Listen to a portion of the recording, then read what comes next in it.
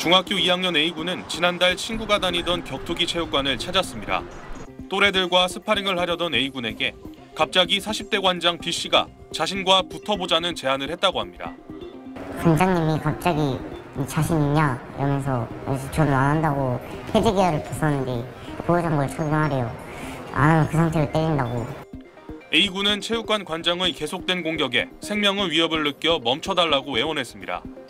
진짜 못하겠어요 이러면서 제가 무릎 꿇고 막 이렇게 못하겠다고 그랬는데 그 상태에서도 주먹으로 얼굴을 때리고 발로 계속 차고 진짜 뭔가 여기서 죽는 것 같고 진짜 안 할게요. 살려주세요. 저 진짜 하기 싫어요. 이래가지고 울면서 저 코피 난 것 같아요. 제발요. 이랬는데도 딱 한 2, 3초 가만히 있더니 안 난 거 보고는 그냥 주먹으로 그냥 팡 쳤어요. 안 났네요 하면서. 총 4분간 2라운드의 스파링이 끝난 뒤에야 관장은 공격을 멈췄습니다. A군은 호흡곤란과 가슴 통증으로 다음날 병원을 찾았고 오른쪽 갈비뼈 4개가 골절됐다는 진단을 받았습니다. 당신이 뭔데 도대체 우리 아들을 그렇게 스파링을 빙기 삼아서 이렇게 때리게 됐냐 했더니 죄송합니다라는 말만 하더라고요. 그래서 CC카메라를 확인을 해보자고 하니 CC카메라가 고장이 났대요. 관장 B씨는 취재진에게 아이 태도가 불량해 교육 차원이었다며 동의도 받았다고 주장했습니다. 아니 합의하에 다 이렇게 했는데 저는 제가 그런 의도가 아니었으니까요. 교육이었으니까요. 체육관에서 말도 안 듣고 문제를 일으킬 것 같아서.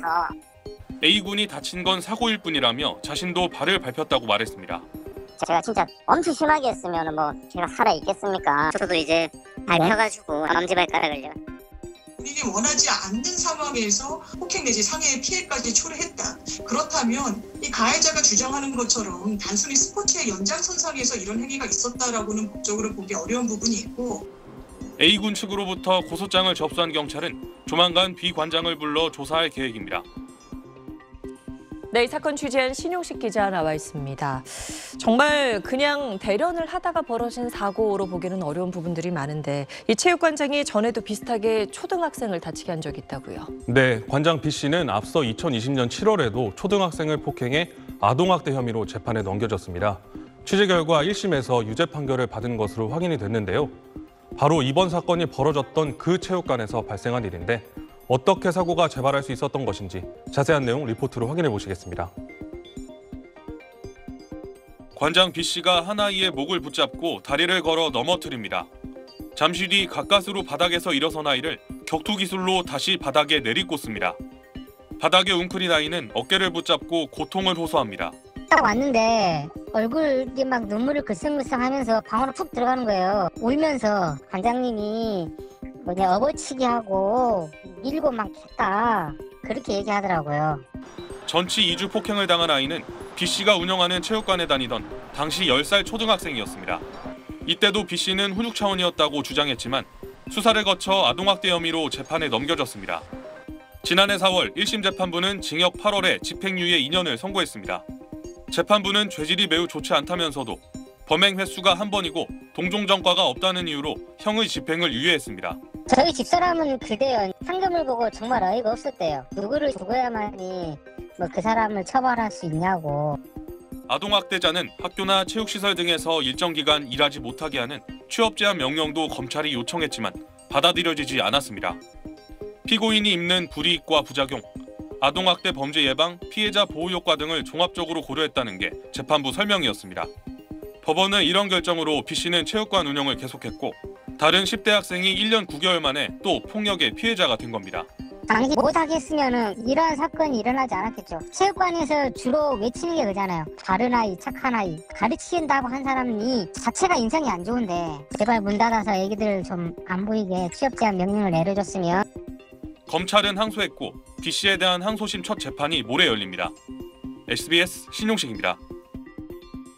킥복싱 체육관장 김모 씨는 지난 2021년 4월 9살짜리 관원을 폭행한 혐의로 징역 8개월에 집행유예 2년을 선고받았습니다. 그러나 아동 관련 시설에서 일하지 못하게 하는 취업 제한 명령은 내려지지 않았습니다. 폭행했는데 또 다시 그런 일을 할 수 있게끔 법원에서 허락해 준 거잖아요. 그래서 제가 항소를 항소심이 진행 중이던 지난해 김 씨는 친구 따라 체육관에 놀러온 중학생 B군을 폭행했습니다. 갈비뼈 4개가 부러져 1심에서 징역형을 선고받았지만 불복해 항소했습니다. 지난 8일 재판부는 이 두 사건 항소심을 병합해 최종 판결을 내렸습니다. 징역 1년에 집행유예 2년, 보호관찰과 사회봉사 명령 등이 내려졌는데 이번에도 취업 제한 명령은 빠졌습니다. 아동을 대상으로 2차례나 폭력을 휘둘렀는데도 체육관을 운영할 수 있게 둔 겁니다. 재판부는 죄질이 매우 좋지 않지만 김 씨가 범행을 반성하고 있고 비군축과 합의한 점 등을 고려했다고 밝혔습니다.